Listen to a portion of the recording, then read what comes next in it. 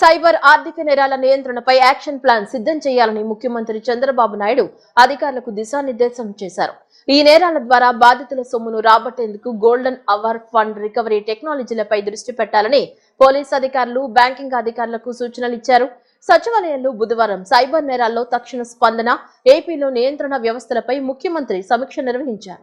ఆర్థిక నేరాలకు పాల్పడే సైబర్ నేరగాళ్లు ఇతరుల బ్యాంక్ ఖాతాలను వినియోగించకుండా చేపట్టే చర్యలు, golden hour fund recovery, AP fibre policy తదితర అంశాలపై సమీక్షలో చర్చించారు.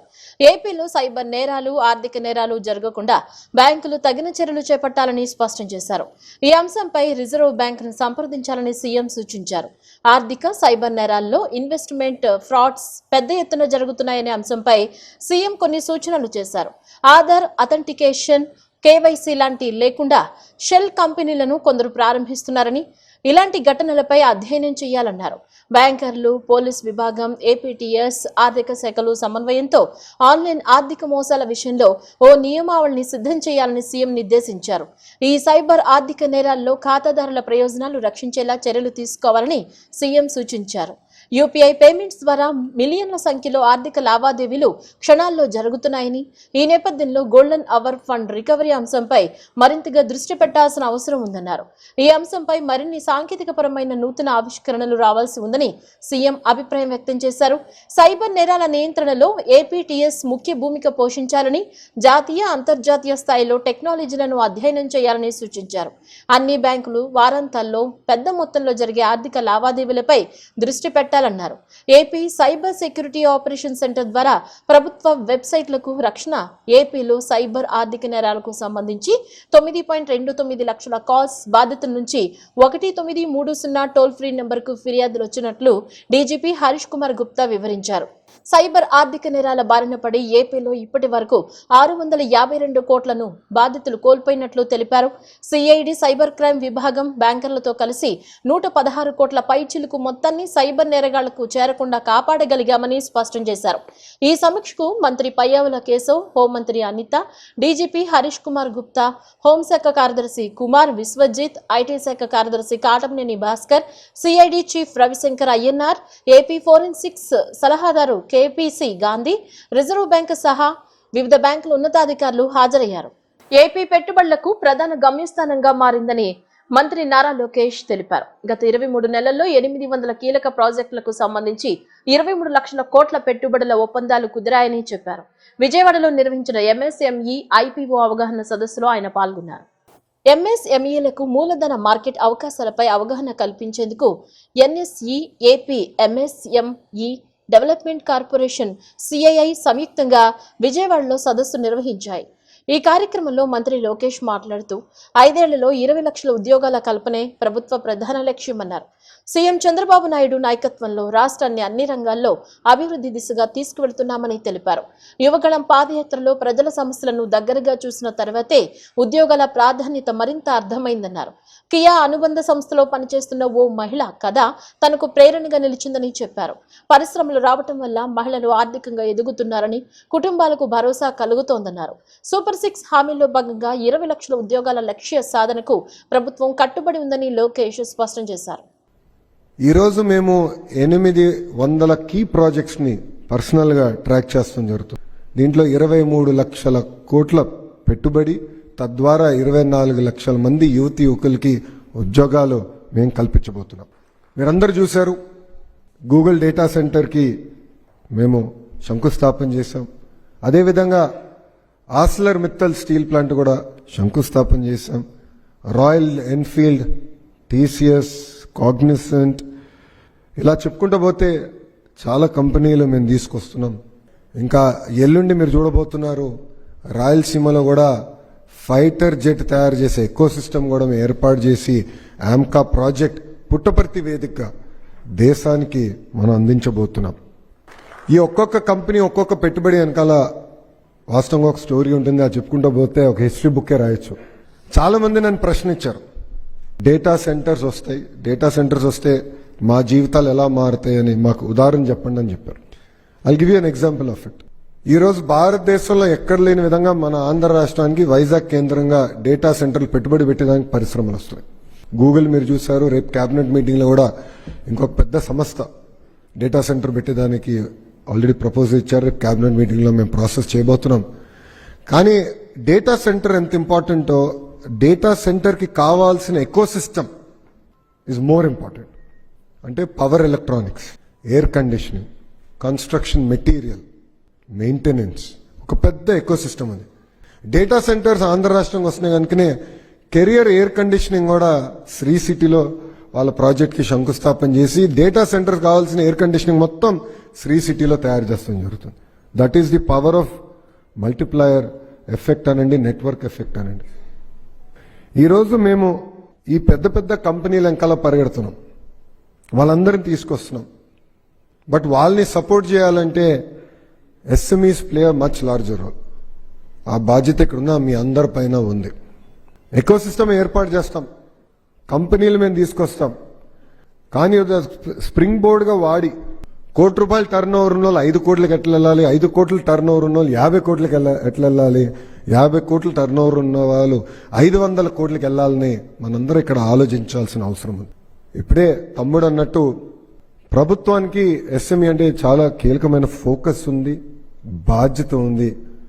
అది ముందుకు తీసుకెళ్లేదానికే ప్రత్యేకంగా ఒక మినిస్ట్రీ ఏర్పాటు చేసి వీఆర్ సపోర్టింగ్ ఆల్ అవుట్. మీరు చూస్తే వేదికమైన ఉన్న వాళ్ళలో చాలా మంది ఫస్ట్ టైమర్స్ ఉన్నాం. ఫస్ట్ టైం ఎమ్మెల్యేస్గా, ఫస్ట్ టైం మంత్రిగా, ఇక్కడ లావే సీనియర్ అనుకుంటా, సెకండ్ టైం ఎంపీ చిన్ని గారు కానీ ఫస్ట్ టైం ఎంపీఏ, నేను ఫస్ట్ టైం ఎమ్మెల్యే, కొండపల్లి కూడా ఫస్ట్ టైం ఎమ్మెల్యే. మాకేంటంటే ఆ ప్యాషన్ ఉంది, ఆ కమిట్మెంట్ ఉంది. ఒక మార్పు తీసుకురావాలి, ఆంధ్రప్రదేశ్ అన్ని రంగాలు నంబర్ 1 చేయాలి లక్ష్యంతో, ఒక టీం వర్క్తో ఈరోజు మేము అందరం పనిచేస్తాం జరుగుతుంది. మీ అందరూ తెలుసు, ప్రభుత్వం నినాదం ఒకటే, ఒకే రాష్ట్రం ఒకే రాజధాని, కానీ అభివృద్ధి వికేంద్రీకరణ. ఈరోజు ఆంధ్రప్రదేశ్ ఎకానమీ చూస్తే మనం $200 బిలియన్ ఉన్నాం. అది 2047 కల్లా $2.4 ట్రిలియన్ ఎకానమీ చేయాలనే లక్ష్యంతో మేము పనిచేస్తున్నాం. దానికి క్లస్టర్స్ ఏర్పాటు చేయాల్సిన అవసరం ఉంది. సో మీరు చూస్తే రాయలసీమలో automotive, renewable, horticulture, defence cluster, కోస్తాకు వచ్చగల సిబిజీ, క్యాపిటల్ సిటీ, క్వాంటమ్, ఆక్వాని పెద్ద ఎత్తున మేము ప్రోత్సహిస్తున్నాం. ఉత్తరాంధ్రకు వచ్చేగల pharma, IT, data centres, medical devices manufacturing ప్రోత్సహిస్తున్నాం. ఇలా సుమారుగా 22 క్లస్టర్స్ మేము ఏర్పాటు చేస్తున్నాం. రాష్ట్రాన్ని ఆర్థికంగా మరింత పటిష్టపరిచేందుకు వ్యవస్థలు సామర్థ్య పెంపు జరగాలని, ఇందుకు చర్యలు తీసుకోవాలని అధికారులకు సీఎం చంద్రబాబు నాయుడు సూచించారు. 15% వృద్ధి సాధించడం ద్వారా స్వర్ణాంధ్ర 2047 లక్ష్యాలను చేరుకోగలమని, ఇందుకు వేగంగా గణాంకాలను సేకరించాల్సి ఉంటుందన్నారు. ఇందుకోసం రాష్ట్ర స్థాయి నుంచి మండల స్థాయి వరకు సిబ్బందికి 3 నెలల పాటు శిక్షణ ఇవ్వాలని సీఎం ఆదేశించారు. జీఎస్డీపీ అంచనాలను సంప్రదాయ విధానంలో కాకుండా రియల్ టైం మానిటరింగ్ ద్వారా రూపొందించేలా శిక్షణ అందించాలన్నారు. సచివాలయంలో ఈ ప్రణాళిక శాఖపై సమీక్ష నిర్వహించిన ముఖ్యమంత్రి త్వరలోనే పూర్తి స్థాయిలో డేటా డ్రివెన్ గవర్నెన్స్ కు శ్రీకారం చుడతామన్నారు. సమీక్షలో జీఎస్టీపీ కెపాసిటీ బిల్డింగ్, ఏఐ ఆధారిత ఆర్థిక విశ్లేషణ, రాష్ట్ర వ్యాప్తంగా నిర్వహించనున్న ప్రధాన సర్వేలు, జిల్లా మండల స్థాయి అధికారులకు శిక్షణ, కేపీఐల ఆడిటింగ్ అనుసంధానం వంటి అంశాలపై అధికారులతో సీఎం చర్చించారు. ప్రభుత్వం రాష్ట్ర జీఎస్టీపీ అంచనాలు 3 నెలలకు ఏడాది కాలానికి రూపొందిస్తున్నారని, దీంతో ఆర్థిక స్థితిగతులపై తక్షణ అవగాహన సాధ్యం కావటం లేదని సీఎం అభిప్రాయపడ్డారు. చారిత్రక డేటాపై ఎక్కువ ఆధారపడటం వల్ల విధాన నిర్ణయాలు తీసుకోవడంలో ఆలస్యం జరుగుతోందని చెప్పారు. ఈ నేపథ్యంలో రాష్ట్ర అభివృద్ధిని ప్రతి నెల, ప్రతి జిల్లాలో, ప్రతి మండలంలో ట్రాక్ చేయగలిగేలా వ్యవస్థను తీర్చిదిద్దాలని సీఎం స్పష్టం చేశారు. మొత్తం 5 జోన్లు, 28 జిల్లాలు, 175 నియోజకవర్గాలను కవర్ చేస్తూ 3 నెలల పాటు కెపాసిటీ బిల్డింగ్ కార్యక్రమాన్ని చేపట్టాలన్నారు. రాష్ట్ర స్థాయి వర్క్ షాపులు, జోనల్, జిల్లా స్థాయి శిక్షణా కార్యక్రమాలు, నియోజకవర్గ స్థాయి మాస్టర్ ట్రైనర్ల తయారీపై దృష్టి పెట్టాలని స్పష్టం చేశారు. ప్రతి నియోజకవర్గం నుంచి 3 అధికారులకు ప్రత్యేక శిక్షణ ఇవ్వాలన్నారు. మరోవైపు వ్యవసాయం, పరిశ్రమలు, సేవా రంగాల్లో ఏఐ ఆధారిత ఆర్థిక విశ్లేషణ వ్యవస్థలను అభివృద్ధి చేస్తున్నట్లు ముఖ్యమంత్రికి అధికారులు వివరించారు. పశ్చిమాసియా యుద్ధ పరిస్థితుల వల్ల దేశంపై పలు విధాలుగా భారం పడుతోందని ఆంధ్రప్రదేశ్ ముఖ్యమంత్రి నారా చంద్రబాబు నాయుడు వ్యాఖ్యానించారు. పశ్చిమాసియా యుద్ధం నేపథ్యంలో ప్రధానమంత్రి నరేంద్ర మోదీ ప్రకటించిన పొదుపు సూచనలపై సీఎం స్పందించారు. నిడమర్రులో సీఎం చంద్రబాబు పర్యటించారు. ప్రధాని ప్రకటించిన 8 పొదుపు సూచనలు పాటించాలని ప్రజలకు సీఎం చంద్రబాబు పిలుపునిచ్చారు. మరో 2 రోజుల్లో ఈ విషయంపై రాష్ట్ర ప్రభుత్వ పరంగా కూడా ఓ కార్యాచరణ ప్రకటిస్తామన్నారు. ఇలాంటి క్లిష్ట సమయాల్లో ప్రభుత్వాలతో పాటు ప్రజలు కూడా బాధ్యతగా ఉండాలని సూచించారు. ప్రధాని మోదీ ఇచ్చిన పిలుపు మేరకు 8 సూచనల్ని మనం పాటించాలని, తాత్కాలికంగా వచ్చే ఇబ్బందులను అధిగమించాలని దిశానిర్దేశం చేశారు. పెట్రోల్, డీజిల్ వినియోగం తగ్గించాలని, దీనివల్ల విదేశీ మాదక ద్రవ్యం ఆదా అవుతుందని చెప్పుకొచ్చారు. వర్క్ ఫ్రం హోమ్ అనేది రియాలిటీ అని, ఇంటి నుంచే ప్రపంచం మొత్తం పనిచేసే పరిస్థితి వస్తుందని, దీనిని ప్రోత్సహించాలని సూచించారు. ప్రభుత్వంలోనూ ఈ తరహా విధానాన్ని అమలు చేసే పరిస్థితులు వస్తాయని, దేశం మొత్తం దుబారాను తగ్గించాలని మార్గనిర్దేశం చేశారు. పెద్ద కాన్వాయ్ వాహనాల్లో వెళ్లటం అందరికీ చాలా పెద్ద ఫ్యాషన్ గా మారిందని సీఎం చంద్రబాబు వ్యాఖ్యానించారు. కాన్వాయ్ వాహనాల సంఖ్య తగ్గించి ప్రజాప్రతినిధులు ఆదర్శంగా నిలవాలని, సెక్యూరిటీని కూడా కుదించుకోవాలని సూచించారు. విదేశీ పర్యటనలు తగ్గించుకోవాలని ప్రధాని మోదీ సూచించారని, దీనిని కూడా మనం పాటిద్దామని పిలుపునిచ్చారు. మన దేశంలో, రాష్ట్రంలోనూ మంచి పర్యాటక ప్రాంతాలున్నాయని వివరించారు. 2 రోజుల్లో ఈ విషయంపై చర్చించి స్పష్టమైన ప్రకటన చేస్తామని తెలిపారు. బంగారం కొనడాన్ని కూడా తగ్గించాలని ప్రధాని చెప్పారని ప్రస్తావించారు. దీనిపైన ప్రజలు ఆలోచన చేయాలని సీఎం చంద్రబాబు పేర్కొన్నారు. విజయవాడ అజిత్ సింగ్ నగర్ పోలీస్ స్టేషన్ పరిధిలో జరిగిన యువకుడి హత్య కేసును పోలీసులు 24 గంటల్లోనే ఛేదించి 3 నిందితులను అదుపులోకి తీసుకున్నారు. మద్యం మత్తులో జరిగిన వాగ్వాదం హత్యకు దారితీసిందని నార్త్ ఏసీపీ రామకృష్ణ తెలిపారు. మృతుడు మీసాల కుమార్ తన స్నేహితుడు పంది ప్రసాద్ వద్ద ఉండగా తల్లి గురించి అనుచిత వ్యాఖ్యలు చేయడంతో ఇద్దరి మధ్య గొడవ జరిగింది. అదే విషయాన్ని మనసులో పెట్టుకున్న పంది ప్రసాద్ రాత్రి సమయంలో తలపై రాయితో దాడి చేసి హత్య చేసినట్లు దర్యాప్తులో వెల్లడైంది. అనంతరం మరో 2 సహాయంతో రక్తపు మరకలను తొలగించి ఆధారాలు చెరిపేందుకు ప్రయత్నించినట్లు పోలీసులు తెలిపారు. సాంకేతిక ఆధారాలతో నిందితులను గుర్తించి అరెస్టు చేసినట్లు వెల్లడించారు. కేజీఎఫ్ అపార్ట్మెంట్స్ బ్లాక్ నెంబర్ 15 వద్ద ఒక మర్డర్ జరిగింది. దీంట్లో ఏంటంటే ఈ డిసీజ్డ్ మేసాల్ కుమార్ అని ఇతను మన కృష్ణాంగ ఏరియాలో ఉంటూ పెయింటింగ్ వర్క్స్ చేసుకుంటాడు. ఇతనికి మ్యారేజ్ అయింది. భార్యతో గొడవపడి 2 రోజుల నుంచి వీడు ఫ్రెండ్ మరియు బాబాయ్ వరుస అవుతాడు. వీడు పంది ప్రసాద్ అని వీళ్ళ ఇంటికి వచ్చి ఉంటున్నాడు. నిన్న మార్నింగ్ నుంచి కూడా వీళ్ళిద్దరూ మద్యం తాగుతూ ఉండగా మధ్యలో వీళ్ళ తల్లిని, ఎవరైతే పంది ప్రసాద్ ఉన్నాడో మృతుడు తల్లిని ఇతను అసభ్యంగా మాట్లాడాడని చెప్పి ఇతన్ని అంతమొందించాలని చెప్పి అతని మీద కక్ష పెంచుకుని రాత్రి సుమారు 11 గంటల సమయంలో తన ఇంటి దగ్గరే కింద అపార్ట్మెంట్ కింద ఇతన్ని నాపరాయితోటిని మరి బీరు బాటిల్ తోటిని కొట్టడం జరిగింది. ఇతను స్పాట్లోనే చనిపోయాడు.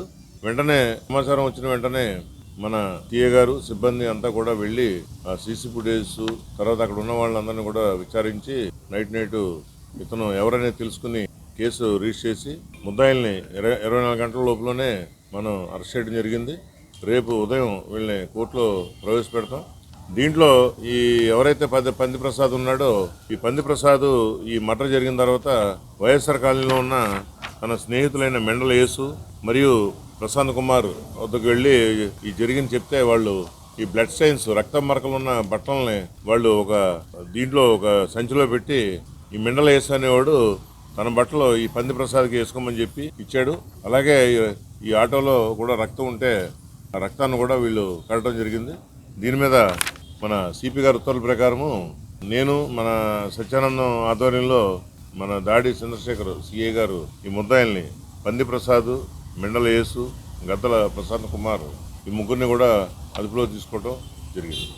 బులెటిన్లో షార్ట్ బ్రేక్.